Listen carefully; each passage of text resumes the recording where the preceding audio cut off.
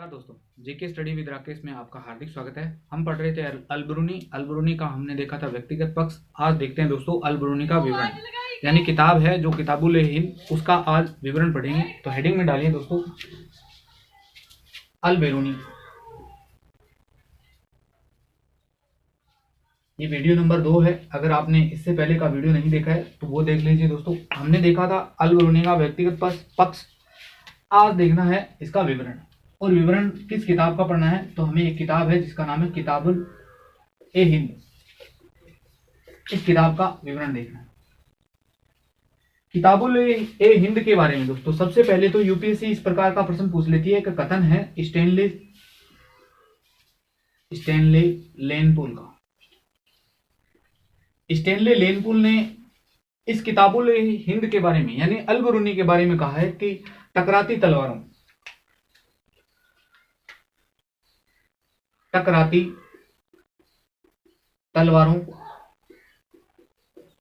जलते शहरों,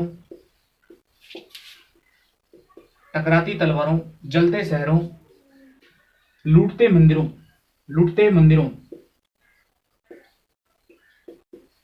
के बीच निष्पक्ष इतिहास का जादुई दीप। आज से कोई पूछे, यानी ये इस प्रकार का कथन यूपीएससी पूछ सकती है कि किस किताब के बारे में स्टैनले लेनपुल ने ये कहा था। तो किस किताब के बारे में कहा है कि टकराती तलवारों, जलते शहरों, लूटते मंदिरों के बीच निष्पक्ष इतिहास का जादुई दीप किसे कहते हैं, तो इस किताबुल हिंद को कहते हैं, जिसे किसने लिखा था, अल-बिरूनी ने लिखा था। ये कथन किसका है, तो स्टैनले लेनपुल का। अब किताबुल हिंद में सबसे पहले हम देखते हैं कि अल-बिरूनी ने समाज के बारे में क्या क्या चर्चा की। तो हेडिंग में डालिए दोस्तों समाज, यानी समाज के बारे में क्या कहता है। समाज के बारे में जैसे देखेंगे कि परिवार, तो यहाँ अब परिवार यानी 11वीं सदी में परिवार देखेंगे तो परिवार में पुरुष प्रधान होता था दोस्तों। उत्तराधिकार के नियम में भी पुरुष प्रधान था। अगर पुरुष है यानी पिता है, अगर तो शासक वह था। अगर पिता नहीं है तो पिता के भाई था, भाई नहीं है तो उस पिता का पुत्र चलेगा, पुत्र नहीं है तो पौत्र चलेगा, यानी पुरुष प्रधान था। जाति प्रथा का उल्लेख करता है। अल-बिरूनी ने अत्यंत का उल्लेख किया है। अत्यंत यानी कुछ ऐसे 8 लोग होते जो नगर में विश्वास नहीं करते, तो वो किसी न किसी कला में दक्ष थे।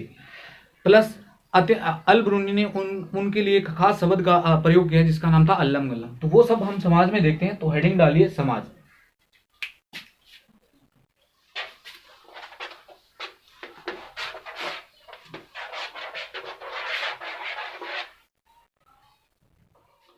यानी अल-बिरूनी ने समाज के बारे में क्या चर्चा की है, तो वो हम पढ़ते हैं दोस्तों। समाज के बारे में सबसे पहला हेडिंग होना चाहिए परिवार। परिवार के बारे में क्या करता है, क्या उल्लेख किया है। परिवार में अल-बिरूनी ने कहा था कि इस समय संयुक्त परिवार था, यानी जॉइंट फैमिली थी। संयुक्त परिवार के अलावा पुरुष प्रधानता तो स्पष्ट है कि स्त्रियों की दशा दयनीय रही होगी। उत्तराधिकार का नियम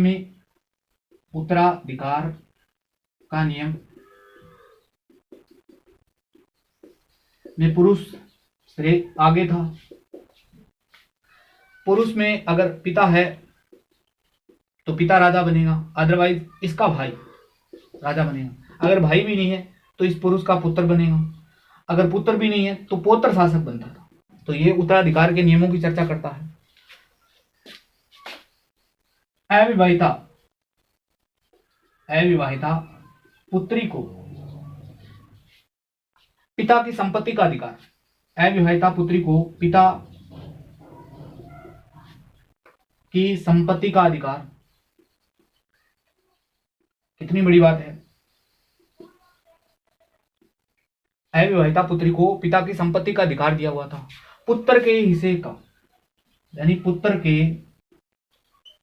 हिस्से का 1/4 भाग उसके दहेज के रूप में दिया जाता था। उसके बाद में यह अधिकार समाप्त हो जाता था।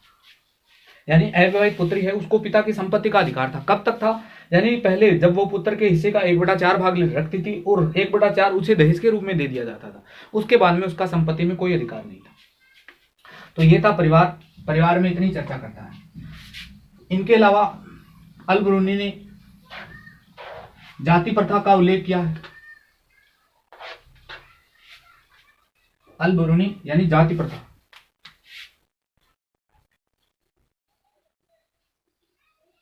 पहली बात तो अल बरूनी ने जाति प्रथा को अनोखी व्यवस्था कहा है। यानी आपसे कभी प्रश्न पूछे कि अल बरूनी के अनुसार अनोखी व्यवस्था क्या है, तो अनोखी व्यवस्था क्या है, तो जाति प्रथा है। अल बरूनी ने जाति प्रथा में यानी 4 जातियों का या 4 वर्णों का उल्लेख किया है, तो वही चातुर्याम वर्ण है, 4 जाति कह सकते हैं आप इसे। कौन कौन सी थी, तो इसने 2 पक्ष लिए हैं। 2 पक्ष में ब्राह्मण एक तरफ थे, ब्राह्मण और क्षत्रिय एक तरफ हैं, तो दूसरी तरफ यह चर्चा करता है वैश्य प्लस शूद्र। यानी अल बरूनी ये कह रहा है कि ये साथ रहते थे, जबकि ये साथ रहते थे, इनके और इनके बीच में विवाहित संबंध नहीं हो सकते थे। आगे हालांकि हम विवाह भी पढ़ेंगे। ब्राह्मणों की तो 16 उपजातियों की चर्चा कर रहा है, 16 उपजातियों की चर्चा। इसमें कोई इंपॉर्टेंट नहीं है खास, बस पढ़ रहे हैं तो बता दिया। लेकिन ये बात याद रखना कि अल बरूनी ने किसको अनोखी व्यवस्था कहा है, तो किसको कहा है, तो जाति प्रथा को अनोखी व्यवस्था कहा है। नेक्स्ट, जाति प्रथा के अलावा और क्या चर्चा करता है समाज में, तो इसने निम्नतम समूह की चर्चा की है। निम्नतम समूह की चर्चा कर रहा है। निम्नतम समूह किसे कह रहे हैं, तो निम्नतम समूह का तात्पर्य अल बरूनी के अनुसार है अस्पृश्य, यानी जिनको स्पर्श करना ही भी पाप था, अस्पृश्य। इसमें कौन कौन लोग शामिल थे, तो जैसे चंडाल है, यानी कुछ जातियां ही शामिल थे। चंडाल है, डोम है, हादी है, ये अस्पृश्य थे इस समय के। बगातू है।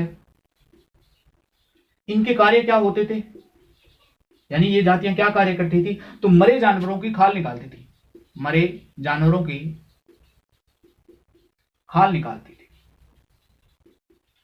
तो अल बरूनी के अनुसार निम्नतम समूह में कभी प्रश्न पूछा जा सकता है कि निम्नतम समूह में निम्न में से कौन सी जाति शामिल है या कौन सी नहीं है, तो चंडाल है, डोम है, हादी और बगातू। इनका कार्य क्या था, तो मरे हुए जानवरों की खाल निकालते थे। नेक्स्ट, सबसे महत्वपूर्ण है, स्टार लगाना, वेरी वेरी इंपॉर्टेंट। अल बरूनी ने एक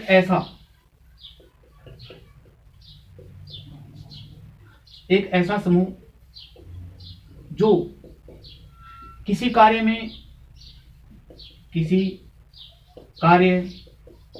या कला में दक्ष है। अल बरूनी चर्चा कर रहा है कि एक ऐसा समूह जो किसी कार्य या किसी कला में दक्ष है, जिसे अत्यंज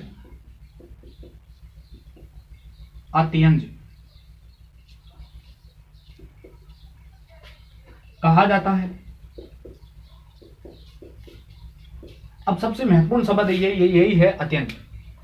अत्यंज में कौन लोग शामिल थे, कभी यूपीएससी ने प्रश्न नहीं पूछा आज से पहले, ध्यान रखना। सबसे वेरी वेरी इंपॉर्टेंट प्रश्न, सब आज आपके लिए सबसे ज्यादा इंपॉर्टेंट प्रश्न यही है कि अत्यंज में निम्न में से कौन सी जाति शामिल नहीं। तो कौन सी जाति शामिल नहीं हुई, तो ध्यान रखना। अत्यंज में कुल 8 लोगों का समूह है। जादूगर है, जादूगर के अलावा मोची है, धोबी है, मोची, धोबी। इनके अलावा आपका जुलाहा के अलावा लुहार है, सॉरी सिकरी है,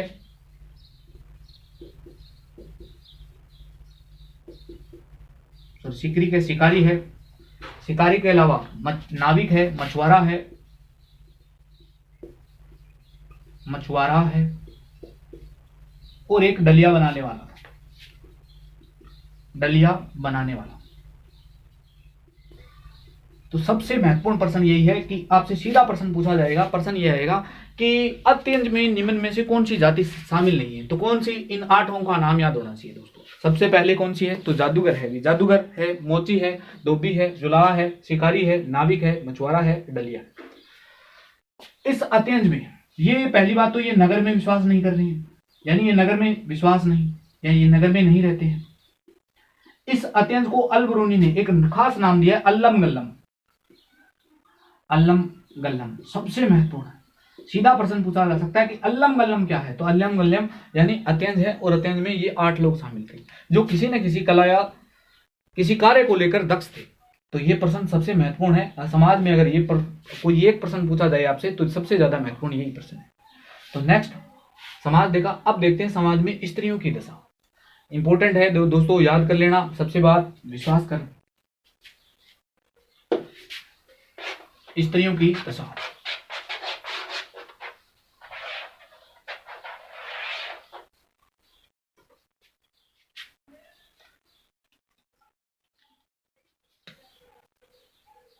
स्त्रियों की दशा। भाई लाइट नहीं है, क्या करें, फिर भी वीडियो बना रहा हूं ताकि आपकी पढ़ाई में कोई बाधा उत्पन्न न हो। बस वीडियो आपसे यही उम्मीद है, वीडियो को पूरा वॉच करें। जो आप शिक्षा से जुड़े हुए हैं, यूपीएससी है, जैसे पीसीएस है, अगर जैसे राजस्थान में तो भी एक नई वैकेंसी है, आज ही घोषणा हुई है राजस्थान एसआई, यानी राजस्थान एसआई में हिस्ट्री से कम 10 सवाल पूछे जाते हैं। और मैं आपको कह रहा हूं कि अगर 10 वर्षों के आपने पेपर उठा के देख लेना, एक भी पर्सन आपको बाहर नहीं मिलेगा। बस एक बार वीडियो देखें, नोट्स बनाएं, आपका हिस्ट्री का जो पोर्शन है वो क्लियर हो जाएगा। तो स्त्रियों की दशा देखते हैं दोस्तों, आराम से वीडियो को पूरा वॉच करें, भी आनंद लीजिए वीडियो के साथ। तो स्त्रियों की दशा दयनीय थी। स्त्रियों को भोग विलास की वस्तु समझा जाता था, भोग विलास की वस्तु समझा जाता है। पारिवारिक कर्तव्यों तक ही सीमित थी, पारिवारिक कर्तव्यों तक सीमित।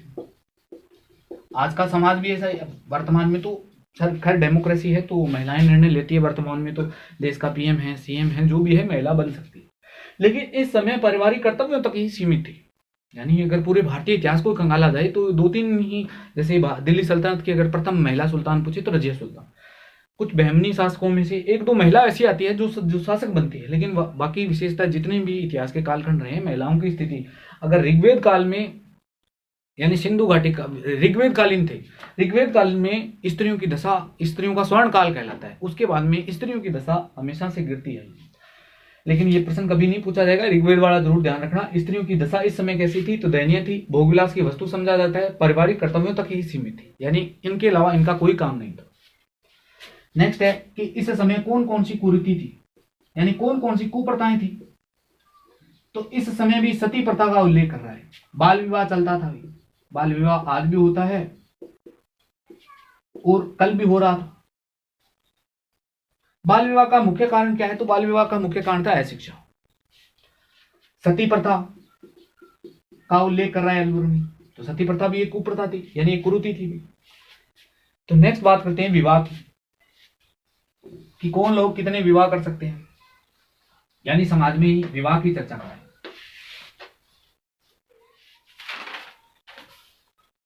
कुरीति में एक और नोट डाउन करना, बहुविवाह, ये भी एक कुरीति थी।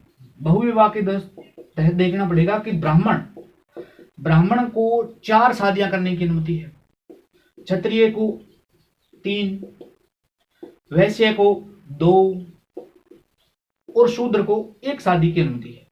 ये भी एक कुरीति थी, यानी कहीं ना कहीं जाति के आधार पर श्रेष्ठता दिखाई जा रही है। तो ब्राह्मण 4 शादियां कर रहा है तो वहीं क्षत्रिय 3, वैश्य 2, तो शूद्र 1 ही शादी कर रहा था। अब बात करते हैं विवाह की, यानी विवाह के नियम क्या थे। तो हेडिंग में डालें विवाह। विवाह में माता पिता की अनुमति अनिवार्य थी, माता पिता की अनुमति, यानी माता पिता की अनुमति जरूरी थी। कम उम्र में विवाह हो रहा है, कम उम्र में विवाह, ये भी चल रहा है। इनके अलावा विवाह में और क्या क्या नियम थे, तो जीवन पर्यंत साथ रहने की, यानी जीवन पर्यंत रिश्ते के रूप में निभाना है। सबसे अच्छी बात यही है, जीवन पर्यंत रिश्ते के रूप में निभाना है, रूप में निभाना। इसका मतलब कौन सी प्रथा का विरोध हो रहा है, तो तलाक प्रथा का विरोध हो रहा है, सीधी सीधी बात है। यानी तलाक प्रथा नहीं थी या विरोध था। इनके अलावा ब्राह्मण के द्वारा विवाह संपन्न करवाया जा रहा है, और ब्राह्मण इसके एवज में पारितोषिक लेता था, यानी दक्षिणा लेता था, पारितोषिक, दक्षिणा मिल रही है उसे।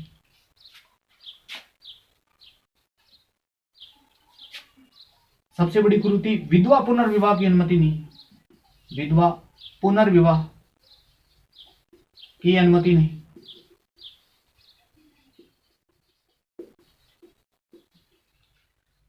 निकट संबंधियों में विवाह नहीं हो सकता था,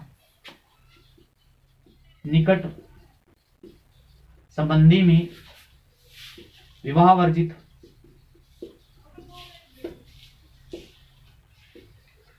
इनके अलावा प्रतिलोम विवाह वर्जित है, प्रतिलोम विवाह वर्जित है। इनके अलावा और बात करें तो अत्यंज को छोड़कर, अत्यंज को छोड़कर अंतरजातीय विवाह प्रतिबंधित है, अंतरजातीय विवाह प्रतिबंधित है। तो ये इस समय की विवाह के रूल थे, यूं कह सकते हैं कि विवाह में माता पिता की अनुमति यानी स्वीकृति जरूरी थी। कम उम्र में विवाह हो रहा है, जीवन पर्यंत रिश्ते के रूप में निभाना, सबसे अच्छी बात यही है भाई, जीवन पर्यंत, यानी तलाक प्रथा का विरोध कर रहे हैं, यूं कह रहे हैं कि तलाक नहीं लिया जा सकता। ब्राह्मण के द्वारा विवाह संपन्न करवाया जा रहा है और इसके एवज में ब्राह्मण को पारितोषिक यानी दक्षिणा दी जा रही है। और सबसे बड़ी कुरीति है विवाह में कि विधवा पुनर्विवाह की अनुमति नहीं है, निकट संबंधियों में विवाह वर्जित है। ये तो अपनी अपनी मर्जी है, इसको ऊपरता कहीं न कहीं वो तो अपना। प्रतिलोम विवाह वर्जित है, अत्यंत को छोड़कर अंतरजातीय विवाह प्रतिबंधित है। तो ये इस समय के विवाह के रूल थे। नेक्स्ट है शिक्षा, तो हेडिंग डालें दोस्तों शिक्षा।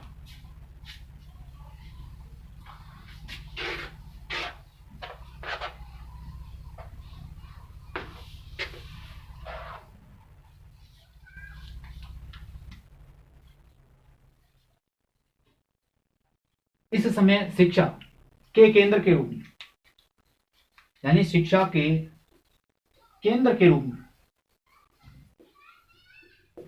कुछ नगरों की चर्चा कर रही है, जैसे विक्रमशिला है, विक्रमशिला, उदयपुर की चर्चा कर रहा है। इनके अलावा कश्मीर, बनारस और आपका तक्षशिला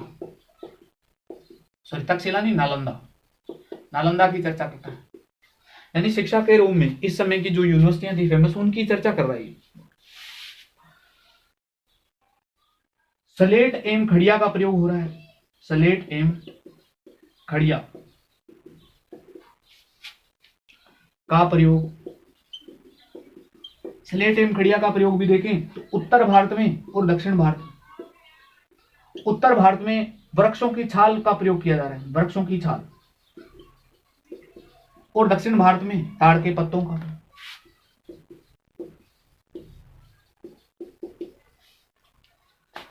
लिपि के रूप में 50 अक्षरों की चर्चा कर रहा है, लिपि के रूप में, लिपि में 50 अक्षर थे।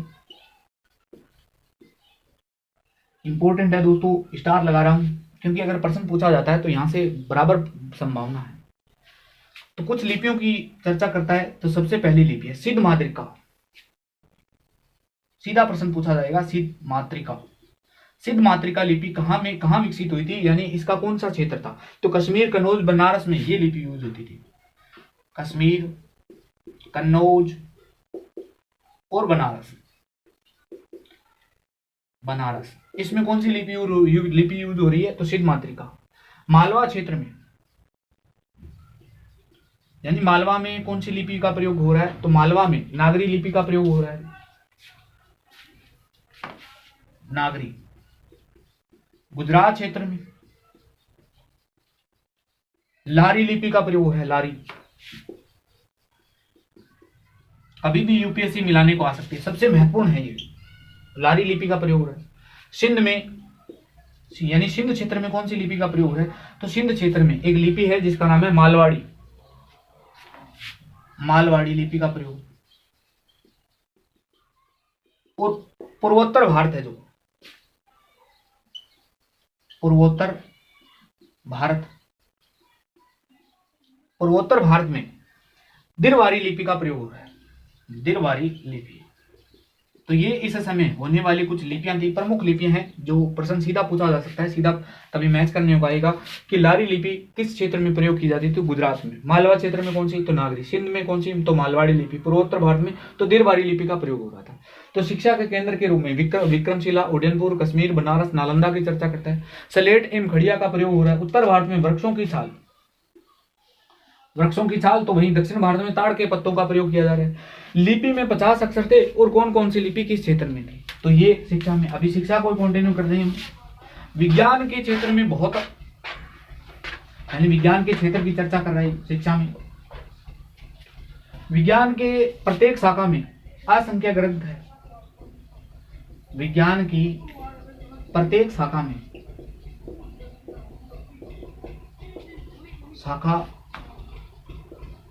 असंख्य ग्रंथ। इनके अलावा इसने साहित्य के विषय की चर्चा की है।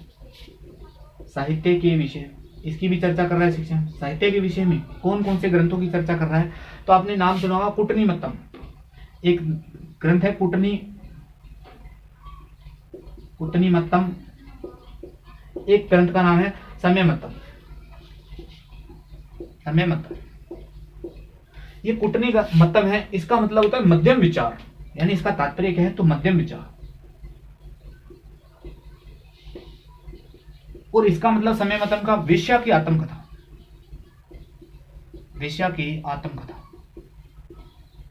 अब ये सम्यमत्तम किसकी रचना है, तो ध्यान रखना दोस्तों, सम्यमत्तम किसकी रचना है, तो ये क्षेमेंद्र